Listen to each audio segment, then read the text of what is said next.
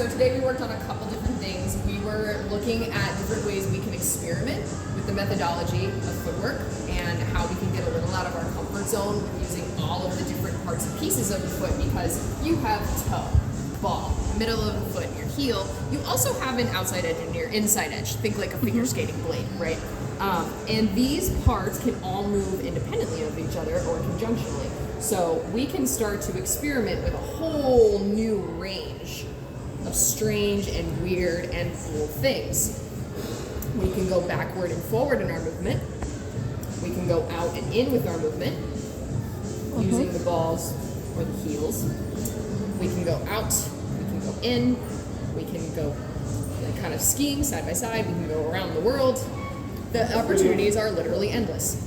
But one of the key things we need is stabilization of the ankles in order to be able to do this. So a lot of heel raise and balancing exercises will really, really help with this. You can balance yourself against a wall, you can hold and balance on one foot, and your ankle will start to naturally stabilize you along with your core muscles.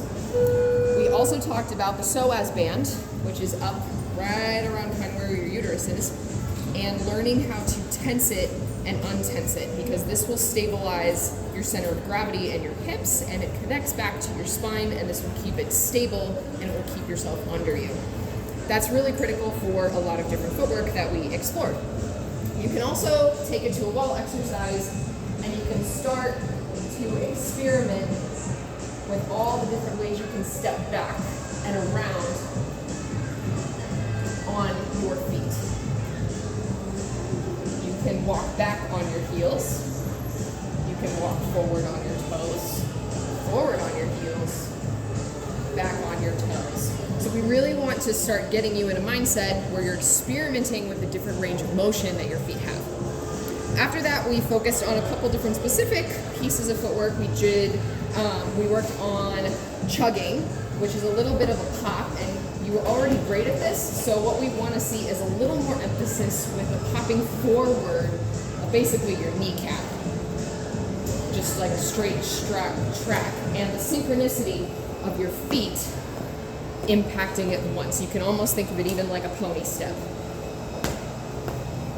And keeping our weight and our center of gravity very underneath our body the whole time. We don't want to get to a place where we're too forward or too back. This goes with any of our footwork that we worked with today.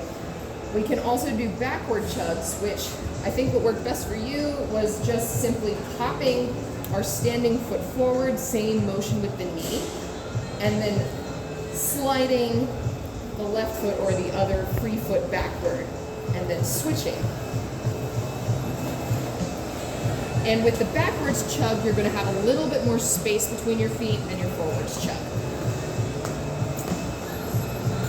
We also worked with apple jacks and this outward, inward motion, swiveling off of the heel and swiveling off of the ball, and starting to work very slowly and progressively with how we can move simultaneously our ball and our heel. As we progressed this, then we started to move it into a more switching action where it would go heel, ball, back to center, heel, ball, back to center. Okay.